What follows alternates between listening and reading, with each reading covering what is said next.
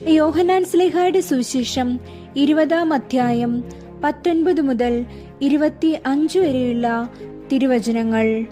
വിശുദ്ധ യോഹന്നാന്റെ സുവിശേഷം 20-ാം അധ്യായം 19 മുതൽ 25 വരെ.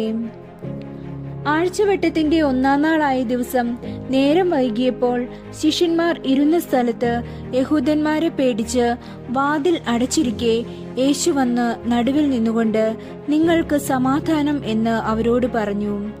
ഇത് പറഞ്ഞിട്ട് അവൻ കൈയും വിലാപ്പുറവും അവരെ കാണിച്ചു.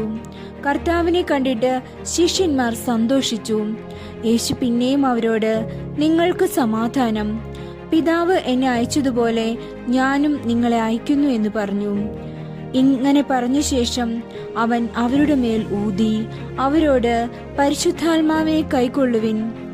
ആരുടെ പാപങ്ങൾ നിങ്ങൾ മോചിക്കുന്നുവോ അവർക്ക് മോചിക്കപ്പെട്ടിരിക്കുന്നു, ആരുടെ പാപങ്ങൾ നിർത്തുന്നുവോ അവർക്ക് നിർത്തിയിരിക്കുന്നു എന്ന് പറഞ്ഞു. എന്നാൽ യേശു വന്നപ്പോൾ 12 ഒരുവനായ ദിദിമോസ് എന്ന തോമസ് അവരോടുകൂടെ ഉണ്ടായിരുന്നില്ല. മറ്റേ ശിഷ്യന്മാർ അവനോട്, ഞങ്ങൾ കർത്താവിനെ കണ്ടു എന്ന് പറഞ്ഞാറേ. ഞാൻ അവൻ്റെ കൈകളിൽ ആണിപ്പഴുതു കാണുകയും ആണിപ്പഴുതിൽ വിരൽ ഇടുകയും അവൻ്റെ വിലാപ്പുറത്ത് കൈയിടുകയും ചെയ്തിട്ടല്ലാതെ വിശ്വസിക്കുകയില്ല എന്ന് അവൻ അവരോട് പറഞ്ഞു.